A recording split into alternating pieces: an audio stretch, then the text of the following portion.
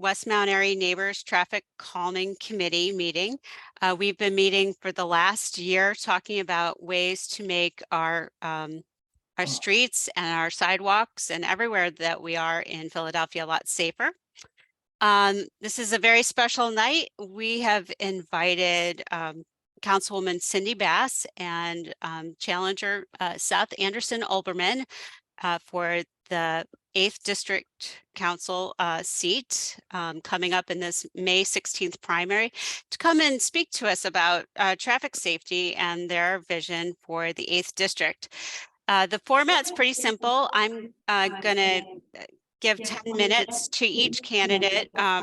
First, Cindy Bass and And we're getting that echo again. We've got an echo. Okay. Can you hear me? Okay, echo's gone. Okay.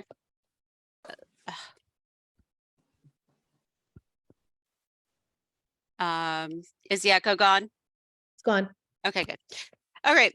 So Cindy Bass will be going first, and she'll be talking to us for 10 minutes and then taking questions for 20 minutes. We have the questions were submitted through a form earlier today, and I have them printed out here, and I'm going to be asking them.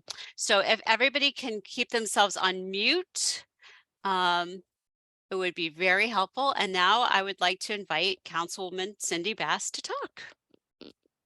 Well, thank you for the invitation, Ann. Ann and I go way, way back. It's been many years since we both were getting started in politics and being active and engaged and involved in Philadelphia. So I want to start by thanking you with your work in starting this committee. I want to thank all of the members and the residents for having me here tonight. And I'd love to talk to you a little bit about some of the work that I've done on traffic calming and also my overall record. Since I have 10 minutes, that's a long time, Ann, but it gives me plenty of time to get my entire record out. So thank you so much for the opportunity. I want to start out by saying that I live in Mount Airy. I've lived in Mount Airy for a very long time now.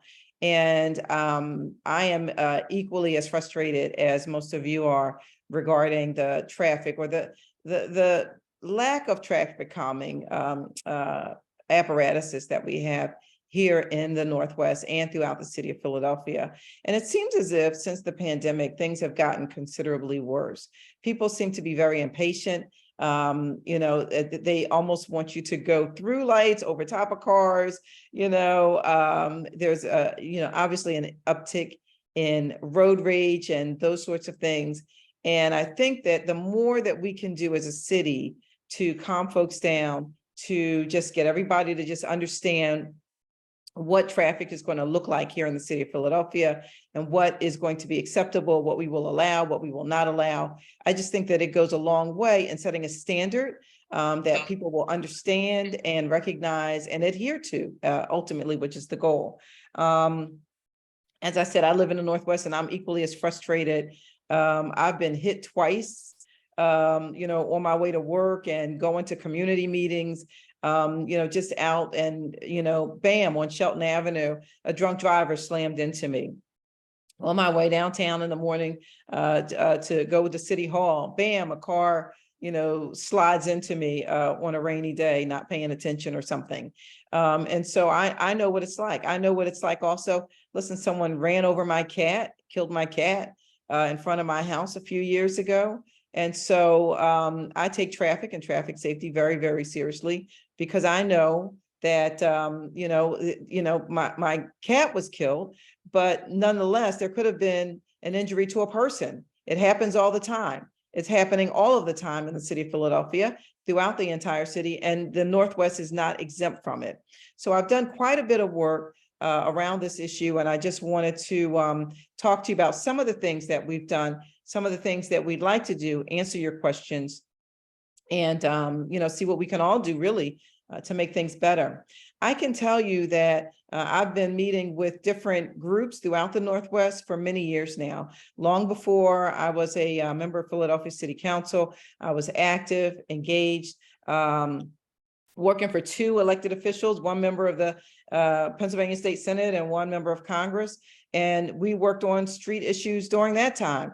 The last thing I can tell you that I worked on before becoming a member of council was when Crescent Valley Road flooded out. I don't know if anybody remembers that, but I certainly do, because it was, quite a considerable act that happened. It was an act of nature, and it completely washed out the road for several months. It took quite a long time, I think almost a year.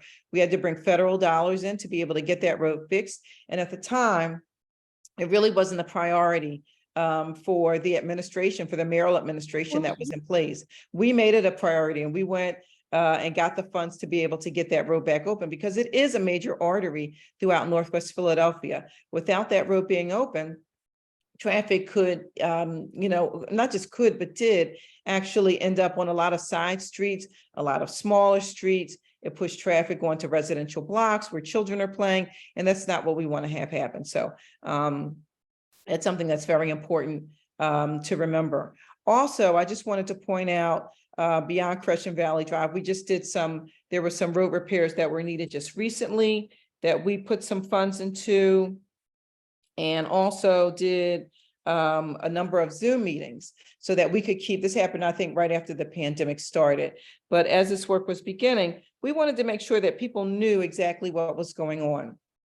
So we hosted many Zoom meetings with this community and others to let folks know what was happening, when the road would be back online, and so forth. We also passed a bill. I'm sorry, just need to open up my notes a little bit. We passed a bill to bring additional dollars into the city streets department to pay for traffic calming measures. We always hear from the streets department that there's not enough funding for speed bumps. There's not enough funding for delineators. There's not enough funding for the painting of the bike lanes and this, that, the other thing. We were able to pass a bill that says that part of the money that you pay in your registration fees will now come back to the city of Philadelphia. So we're so used to giving to Harrisburg and not seeing nearly as much coming back. But through my bill, we're able to now see between $3 and $5 million every single year from the registration fees that are paid coming back to the city of Philadelphia. And that money is specifically used for traffic calming.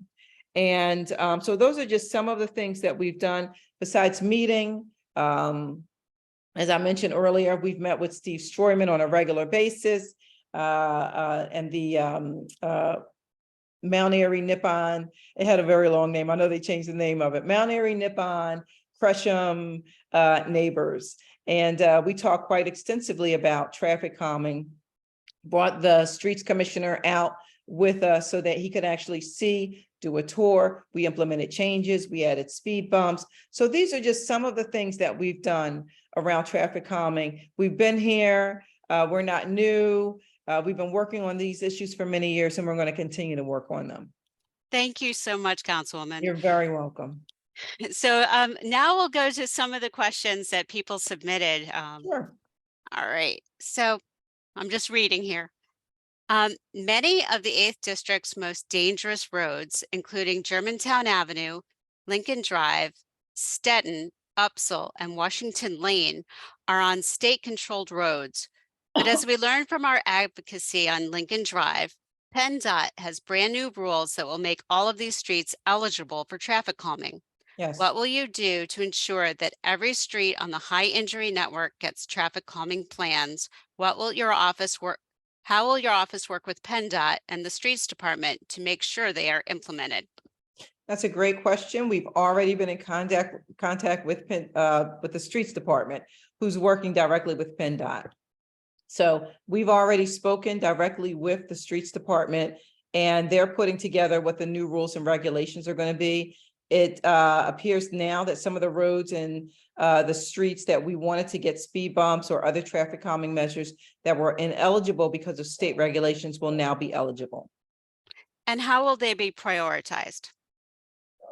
I think that we have to look at what is some of the most dangerous roads where we've had the most accidents, where people have been injured. I think that those should probably be prioritized first. We need to make sure that we get them under control, and then we can look at many of the other streets, which also need, just because there hasn't been an accident does not mean that there's not a need. So we need to look at all of them. Thank you. You're welcome. Next question. Since 2020, there has been a 93% decrease in speeding tickets since the addition of automated speed cameras on Roosevelt Boulevard, including a 27% decrease in fatal and serious crashes compared to the rest of Philadelphia.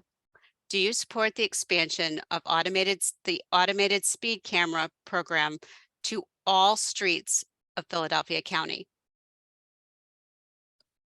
I support the expansion of speed cameras. I don't know if every single street needs one, but I do support the overall expansion, particularly on streets where we've again seen a lot of crashes, a lot of injuries, things of that nature. I would absolutely be in support. Okay. Oh, next one. How will you take leadership to facilitate the repair of sidewalks in our neighborhoods in order to ensure ADA compatibility as well as smooth usage for those with mobility aids, pushing wheelchairs or strollers, navigating balance or coordination challenges, and otherwise simply subject to human uncertainty and fallibility within the field of gravity? So how do we fix essentially the curb cuts is what it sounds like. Now, we don't have control over individual sidewalks. In the past, the city has done some sidewalks, depending on if they're doing like a public works project. But generally, the sidewalk is the responsibility of the property owner, but the curb cut is absolutely the city's responsibility. I know that there's been a lot of money that's been invested by the streets department and the city of Philadelphia to make sure that every curb cut is within the city's limits, is ADA accessible, that it meets the requirements. And I even applaud the streets department because they've gone above and beyond with some that have not been done correctly. When the streets department will go back and actually make those corrections. So that work is underway. I believe it's my job as the council person for the 8th district to make sure that they're all done. Opportunities like this where I invite folks to let me know if you know of a curb cut that was not done properly or not done at all. We want to be alerted because, I have family members with mobility issues. I know what it's like when a curb cut's not right. I know what it's like to push someone in a wheelchair and for there, to be something blocking the sidewalk, which is a whole nother issue with, cars parking on the sidewalk or things blocking the sidewalk. So those are things that we want to know about. We want you to bring to our attention so that we can continue to address them. Thank you. I've got another kind of a Welcome. sidewalk question for you. Sure. Daylighting intersections has been proven to be an effective tool of preventing traffic deaths. Hoboken, New Jersey daylighted its entire city. They have gone for 4 years without a single traffic fatality. Will you commit to supporting daylighting measures for all of the 8th district? Absolutely. All righty.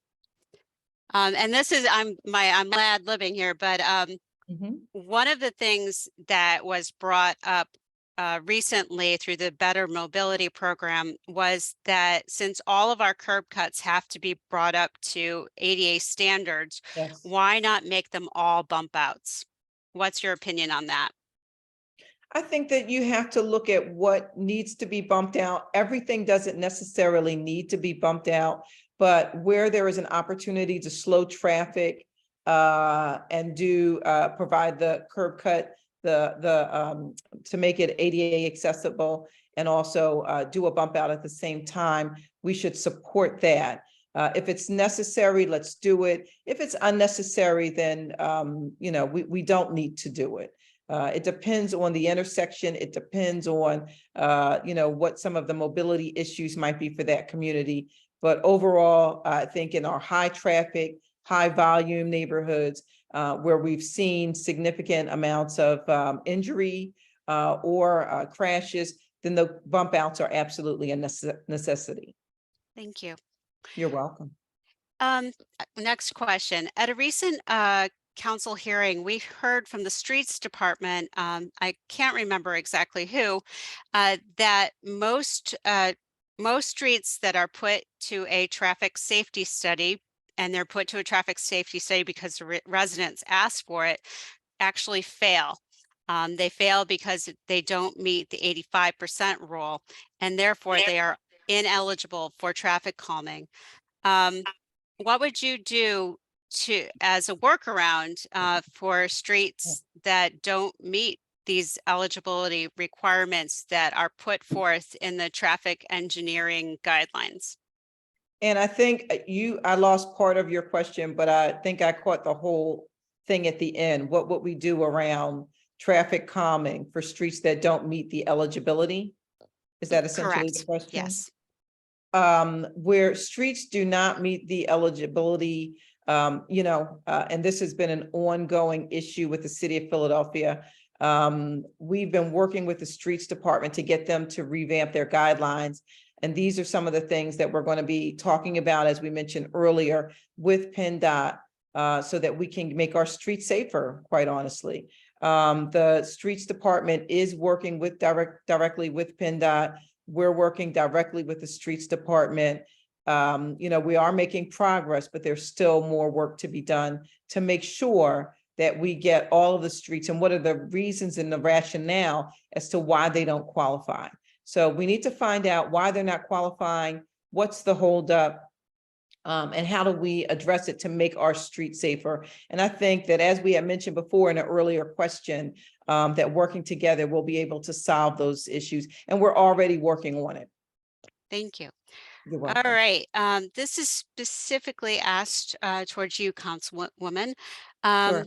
You have discussed with several parents, the city streets department and Houston staff about getting something done about the dangerous situation Yes. at Henry Houston Elementary School. Yes. And we appreciate your attention to the project. However, we've heard no follow-up from streets or your office and community outreach. Can you update the community on the status of this?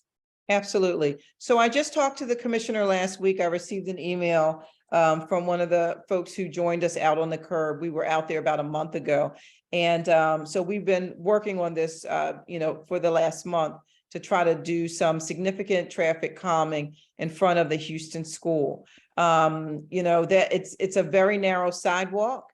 While we were there with the streets commissioner, he and his staff were able to witness some of the issues that we have been seeing for a number of years now, with people, pulling around a school bus, even though the stop sign is out and it's saying, do not pass, and people still would pass in a hurry. We saw a number of very dangerous conditions.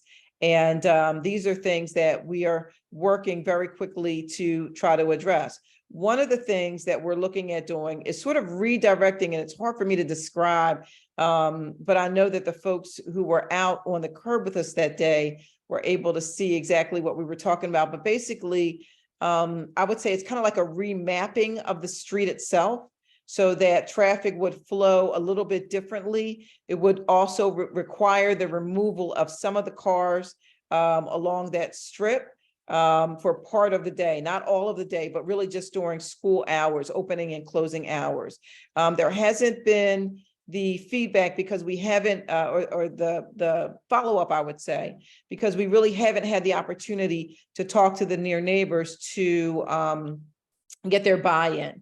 And really, you want to get their buy-in. We would like to get their buy-in. We don't know that we'll have a problem with it. We think that everybody gets it and everybody understands, like these are little people and it's very dangerous. But we are working on putting together a meeting with the near neighbors and really anyone else who's interested in attending, so that we can get moving on this before the end of this school year. Thank you. You're All very right. welcome. And also, I do want to also add that we passed in City Council just recently a traffic calming plan around all schools and playgrounds. Awesome. Thank you. So they will be prioritized for speed bumps, speed cushions, delineators, things of that nature. And I believe you co-sponsored that bill. That is correct. Thank you. Yeah, that was our last meeting. Yes. So next question. Illegal parking inside of crosswalks, next to fire hydrants, on sidewalks has gotten out of control in Mount Airy. Sight lines for drivers are impaired and pedestrians are forced to walk in unsafe areas. Yes. The Philadelphia Parking Authority does not currently enforce parking laws in Mount Airy. What will you do to reduce these hazards? So there's a couple of things that I think that we can do to reduce these hazards. We can get the parking authority to enforce, but that sometimes may bring a whole nother set of problems for folks. Particularly I'm concerned where you have folks who may not be able to afford the $35 ticket. Now you've got the fine and penalty on top. Next thing you know, your car is booted, it's towed downtown. I mean, it just explodes, against primarily people who can barely afford to have a car and to get gas in it and to keep it, insured and keep it going in the first place. All that being said, enforcement is important. And so one of the things that I'd like to do is to work with you guys, particularly if you have a particular area where you see this happening more often than not, where we can reach out, we can, listen, we'll go out, we'll first give them a warning, let them know, like, if this continues, when we're going to be forced to bring in the parking authority, and that if they continue to do this kind of behavior, it may result in ticketing, fines, booting, the whole nine. And so no one wants to really invite PPA into their neighborhood, including this community, I'm assuming. But we do have to have a level of enforcement, and we would like to try something with a little bit of a softer touch first. And if that doesn't work, then certainly we can bring in the PPA for full enforcement. Okay, great. Well, those are my pre-prepared questions, but I've got a bunch of them in the chat if you don't mind taking a few more. Sure. Fire All away. righty. Is there any additional movement on getting a roundabout to replace the dangerous intersection by Stetton train station? So we did meet with the streets commissioner. We had him at that location some time ago. There was sort of like a conflict. The streets department wants to replace that roundabout with a traffic circle, which the neighbors objected to. So we're at a little bit of a standstill in trying to figure out what's going to work best. I know that roundabouts, which, you think of them as, in New Jersey, they used to have like a ton of those round the circle traffic calming measures, if you will. And, there was some thought that it really didn't work, that they really were not successful. In most of New Jersey, most of them, I believe, have been removed and replaced with more traditional methods of like a stop sign or a light. But that is still an intersection that needs to be addressed, and we are working with the streets department on it and that community to try to figure out exactly what we can do and how we can do it quickly, because it's been a minute. It's been a minute. I should say that the research on roundabouts is actually phenomenal. Okay.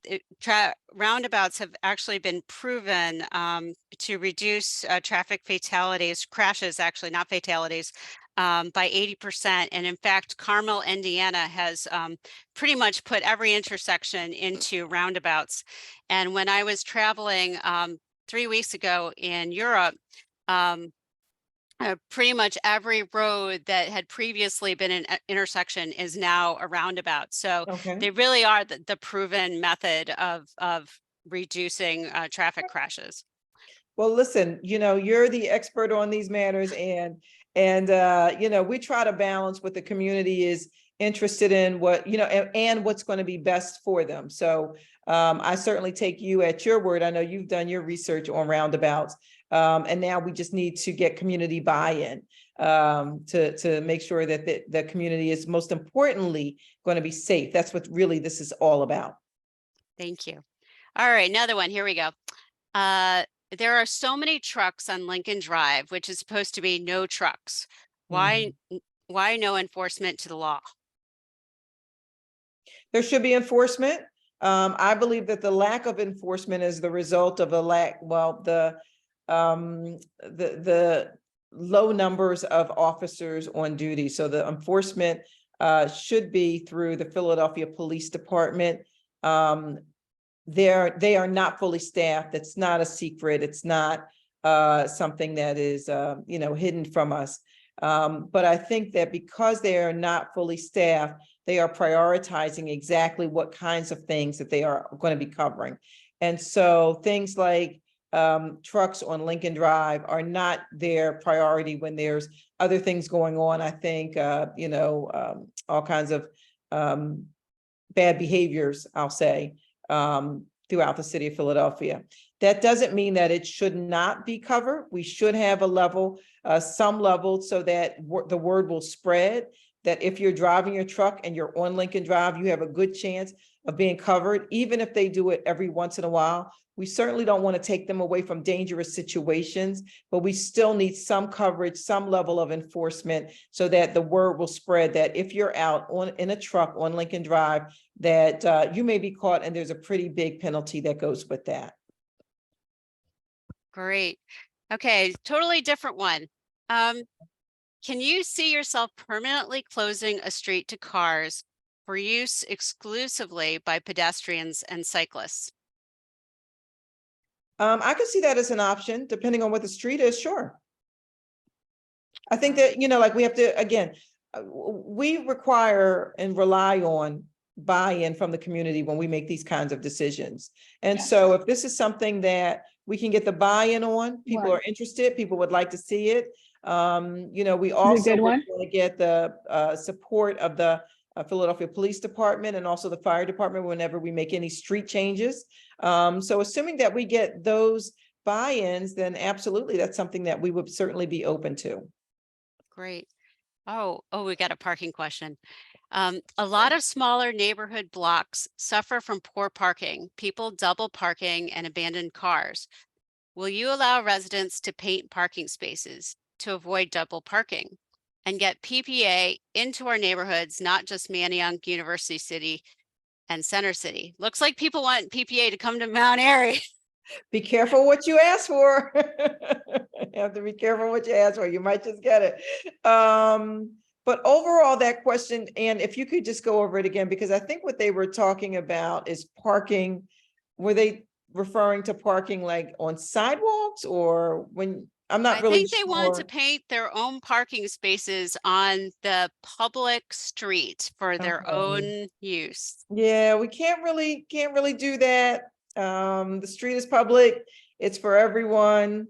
But what I will say is that if you have someone who's parking on your street and they are parking, let's say in a car there without stickers or expired stickers, or it's been there for months, or, it's a problem, or it's a great big tractor trailer or something of that sort, please bring it to our attention so that we can see if we can get it moved so that we can help free up some of the parking on your block.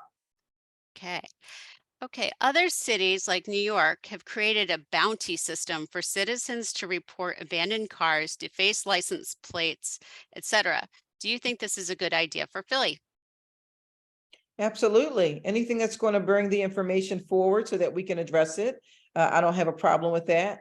Folks call us already, though, I would say, and we get a lot of reports of abandoned vehicles. We get them moved as quickly as possible through the parking authority and the neighborhood services department from the police department. So we've been having quite a bit of success that way without a bounty system. But if this is an idea that is going to be helpful, it's going to, increase the number of cars we're able to get off the street, then we are absolutely in support. Fantastic. Well, we have reached the end of our time, but I wanted to thank you so much for coming and telling us everything about traffic calming. I know it gets in the weeds there, but is there anything else you'd like to say to wrap up? Well, I just wanted to say that, again, thank you for having me, number one. But, I am a staple of the Northwest. I've been here. You all know me. I know most of the names that I'm seeing here in front of me right now. We've been working together for a very long time, and I look forward to continuing to work with you. Thank you, Councilwoman. Thank you. All right, let me just transition here and get my brain back on. I just want to remind you, if everybody can keep themselves on mute, and you can continue to post questions in the chat. And we're now going to be moving to candidate Seth Anderson-Oberman. And welcome. You might want to unmute yourself. You're muted. There you go. All right. Thank you so much, Anne. And thank you everybody for coming out tonight to be part of this discussion. It's a pleasure to be here. And these are new discussions for me. I am new to this traffic calming discussion, and looking forward to learning from folks on this call and people for whom this has been a passion and a place of your work for a long time. I know that I had a chance to speak with Anne a little bit beforehand, and she kind of briefed me on some of the issues that are happening in the Northwest, and I appreciated that. I approach this like many of you as a frustrated resident at times, and so I live on a block, about a half a block from a rec center. And, we've been trying for 5 years to get just speed bumps on our block, because there are kids who walk down the middle of the street to get to the rec center, and cars are zooming down the street, flying down the street. It's a narrow street. Residents on the block are always getting their mirrors taken off their cars. They're always losing their mirrors. And it's a dangerous situation. And we've gone through the process. We've all filled out the petitions. We've had the speed study, and nothing's been done.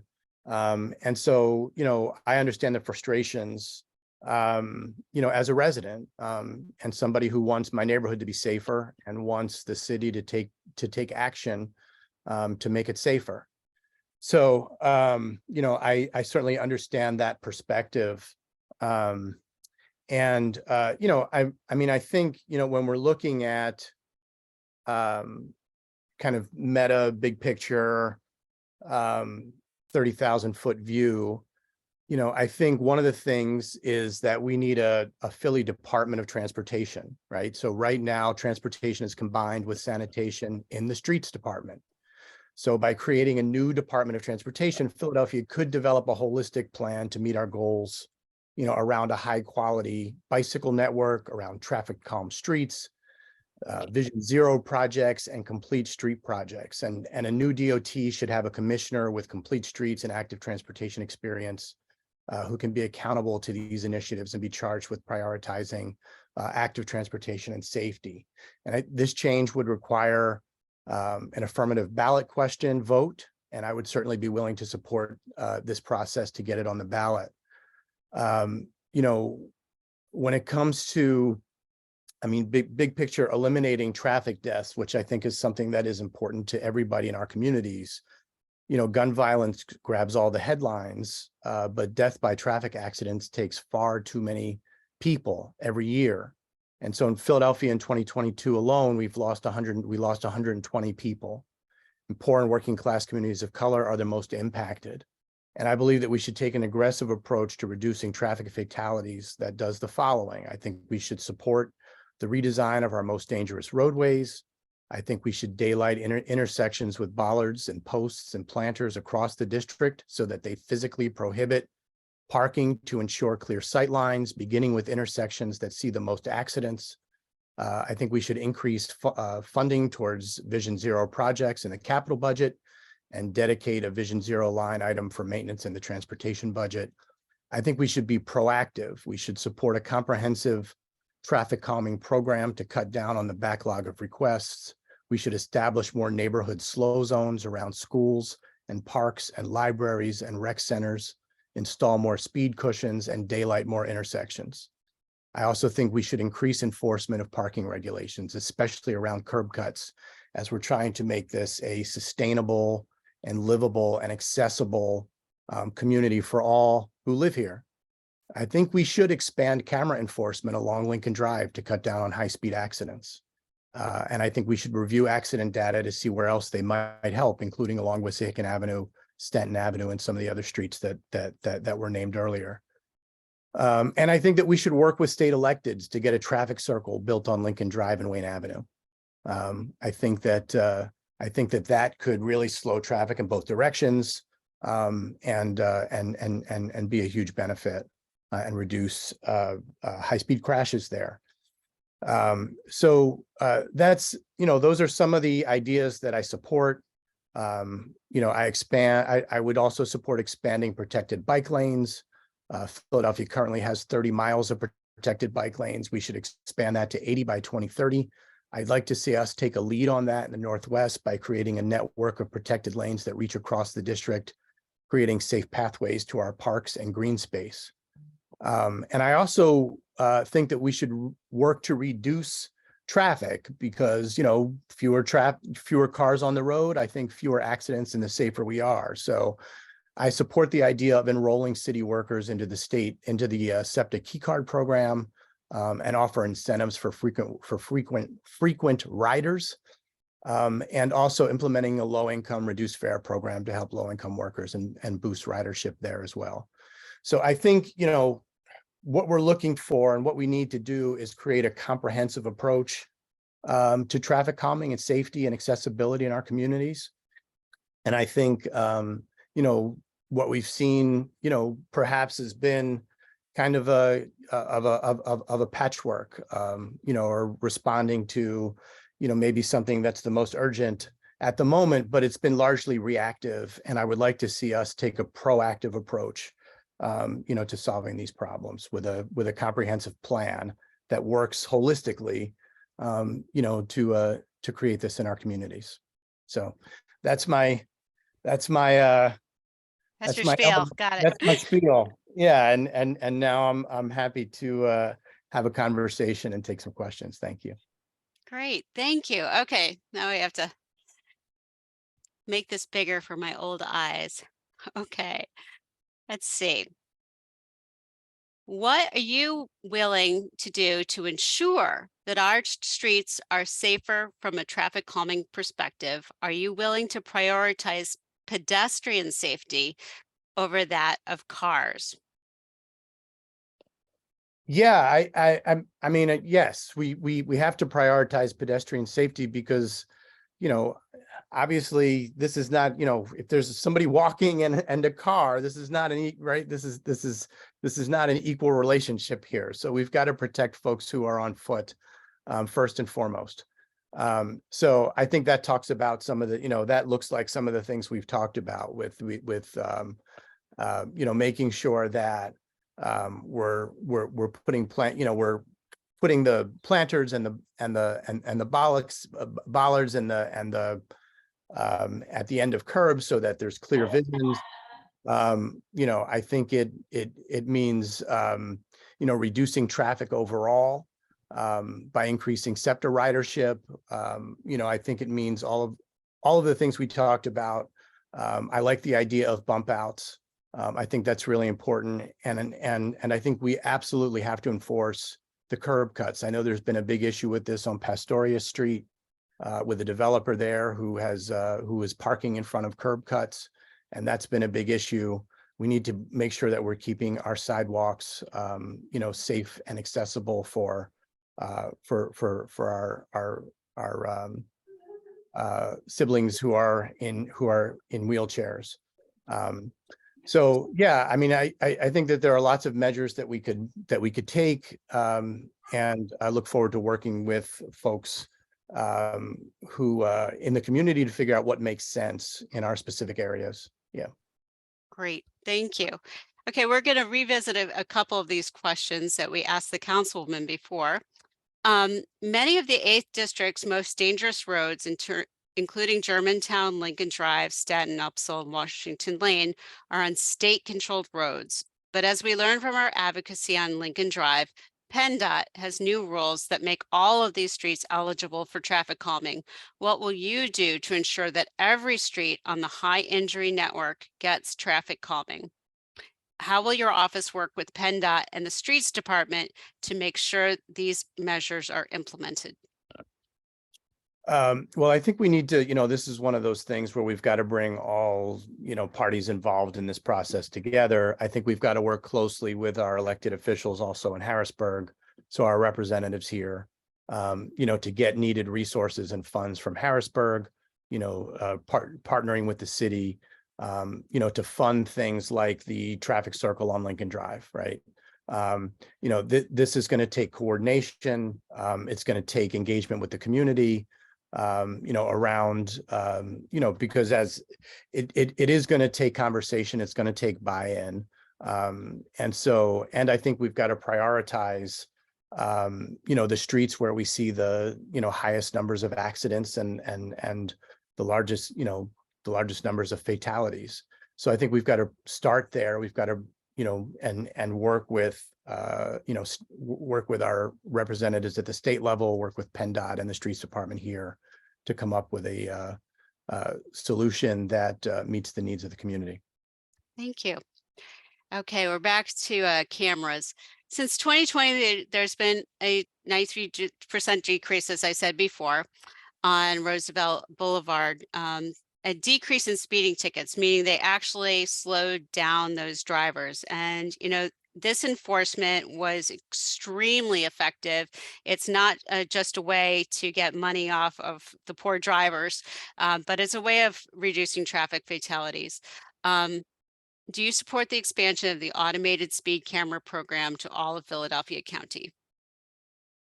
Yeah, so I've changed my view on this a little bit, right? But I started off, and I just want to be transparent with folks and upfront. I mean, I'm not crazy about the ideas of cameras. I think we're already kind of an overly surveilled society, but in the interest of saving lives on heavily trafficked roads like Lincoln Drive, I certainly support that measure. And, I think it's been a great addition along Roosevelt Boulevard, where we've seen traffic accidents reduced by 36% within 2 years. So, it's a good policy and it saves lives. I don't know that it needs to be expanded to every street and every road in Philadelphia. But I do think that we should look at it, in high accident areas, and see if we can get it added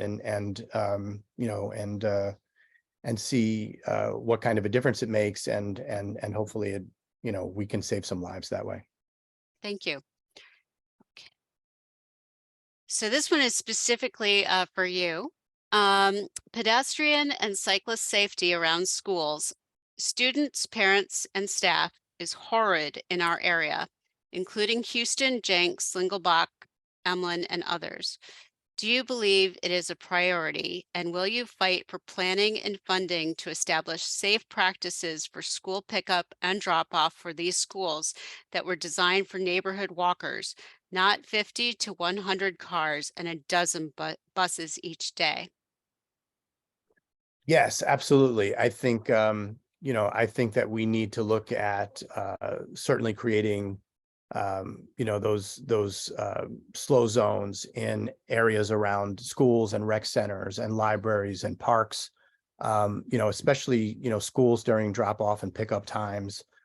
It's incredibly important. And I think we should look at enforcement of traffic during those hours as well. We might want to have some police stationed out, or, in order to enforce that cars are respecting the speed limits during pickup and drop off times at schools. Thank you. All right, let's move to sidewalks. How will you take leadership to facilitate the repair of sidewalks in our neighborhoods in order to ensure ADA compatibility, as well as smooth usage for those with mobility aids, those with navigating or coordination challenges, and everybody else? This is a really important question. And, just last week, sorry, was that? No. Just last week, I got out of my car because I saw someone who was in a wheelchair in Germantown trying to roll themselves down the road, and they were struggling because the road was broken up, and they couldn't go on the sidewalk because the sidewalks were uneven. And so I was able to help push them a couple blocks, but I could really see the way in which they were struggling in that situation. And we also know that, the responsibility to take care of our curbs falls on homeowners, and we have many homeowners in the city who, you know, for whom that expense is a burden that they cannot afford. So, you know, I think that we need a budget in the city to help, homeowners in low-income communities be able to, subsidize and repair the curbs in front of their homes. I think the city has a responsibility to do this, to ensure that our sidewalks are accessible and navigable for folks who are in wheelchairs or who are unsteady when they're walking because of other reasons as well. So I think the city needs to fund a sidewalk program. Great. I believe you already discussed daylighting in your opening statement, so I'm going to move on to questions from all of our 53 participants. Here we go. To reduce the need for families and workers to use cars, please discuss how you will work with SEPTA to increase frequency of trains and buses 9 a.m. to 9 p.m. 7 days a week. Also, please discuss how you will work with SEPTA to allow working families and students to access regional rail zone 2 and buses at low cost. All right, there's a lot of questions there. But, I think another question around this, that I think we should look at incentivizing as well is to reduce traffic overall and to reduce commuting costs, right? As well as that, we learned during the pandemic that lots of us can work from home, right? And after the pandemic, there's been pressure to go back into the workplace, although, many people can do the job from home. And I think, working with employers to allow folks to be able to stay home 1 day a week, and, have like a work from home pilot program would also help to reduce congestion and traffic in the city, help reduce pollution. And I think that would be really important. At the same time, I do think that we need to expand. We need to enroll city workers in the SEPTA Key Card program and low-income workers in SEPTA Key Card programs. And so that will boost ridership. And once we're boosting ridership, that will make sense to add more trains and more buses because more people will be taking it. So I think, it starts with, incentivizing employers and incentivizing the city, to boost SEPTA ridership. And then I think it follows from there that we work with SEPTA to increase the frequency of trains and buses to meet that need. Also expanding on weekends as well, because, we shouldn't, it shouldn't only be about our commute to work, to and from work, whether or not we want to, take a train into town or take a bus into town. And so I would like to see the frequency of those, go up on the weekends as well, when it's our time, right? Thank you. All right, it looks like we got some bike lane questions. A bike lane isn't really protected unless it's strongly protected. Do you support bike lanes being protected with Jersey barriers? And I'm just going to say a Jersey barrier is defined as a concrete block thingy you usually see separating highway lanes.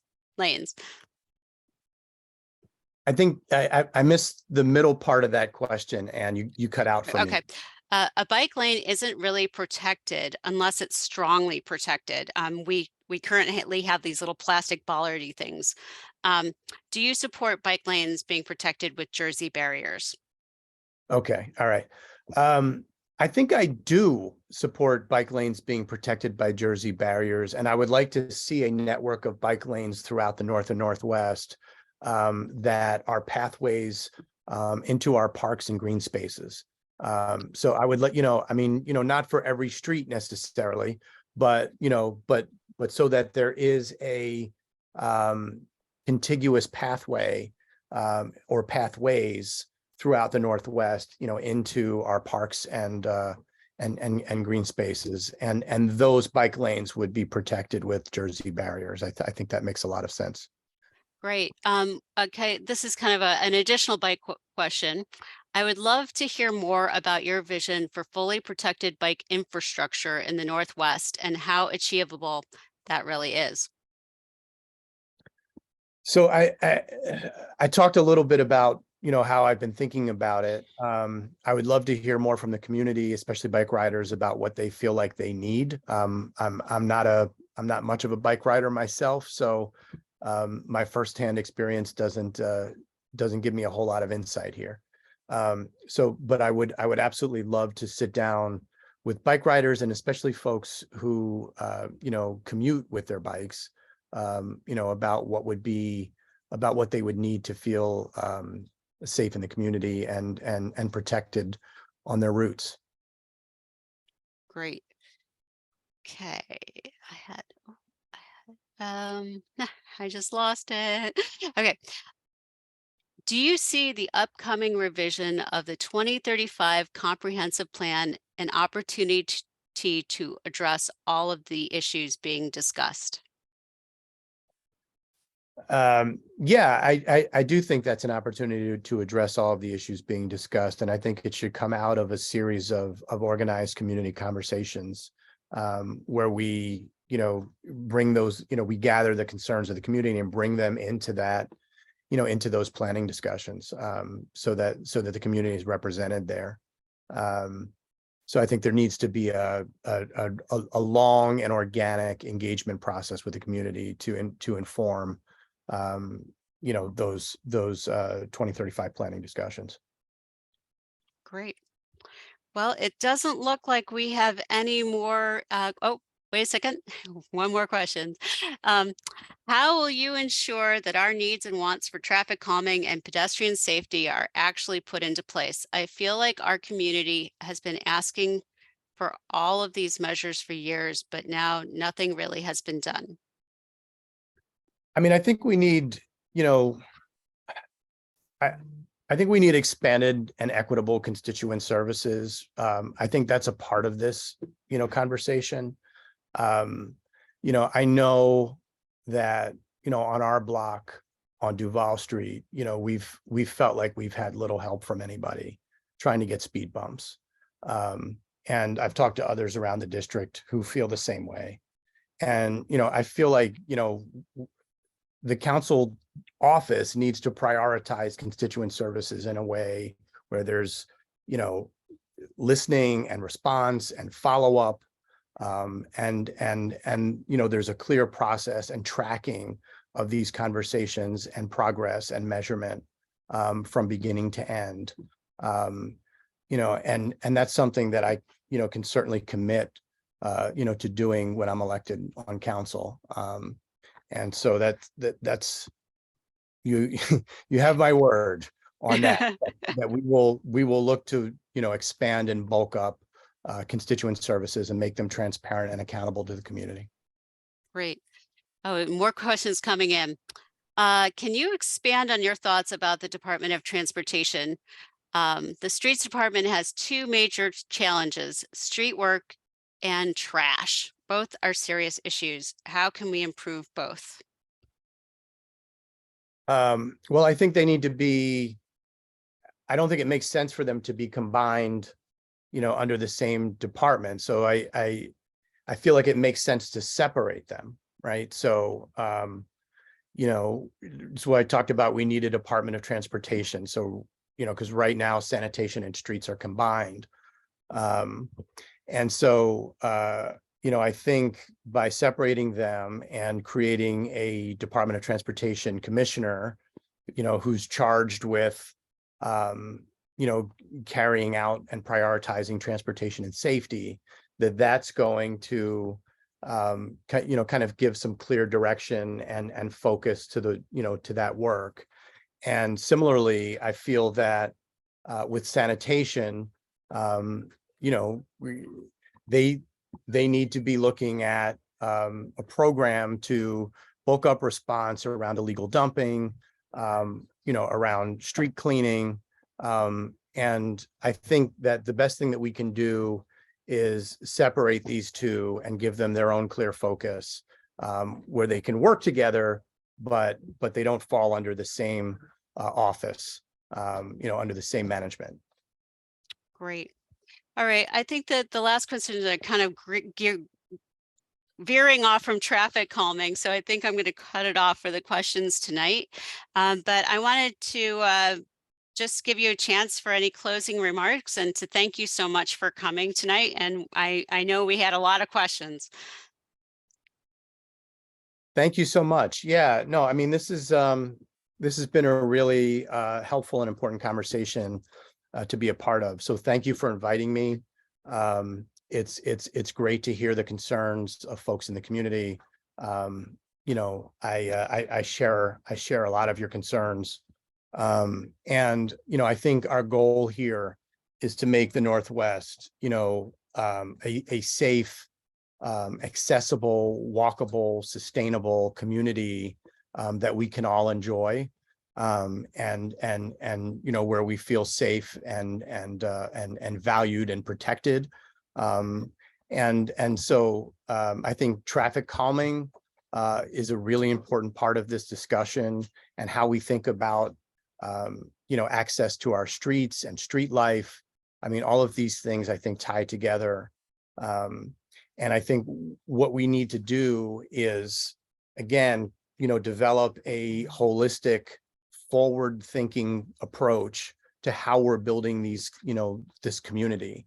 And I look forward to those conversations, and I look forward to that being a community-led, conversation and process that I can help usher through, from my role as city council. So look forward to having many more of these conversations. And thank you so much for having me tonight. Okay, well, thank you so much to Councilwoman Cindy Bass and Seth Anderson-Oberman for letting us ask all these questions. I think we got some really in-depth answers, probably more in-depth on any other topic I've ever seen for any candidate forum in my life. Sorry about that. But thank you all for coming tonight. And hopefully we'll have an update on our Lincoln Drive plans for next month, and I will put notices out for that. So thank you so much and have a good night.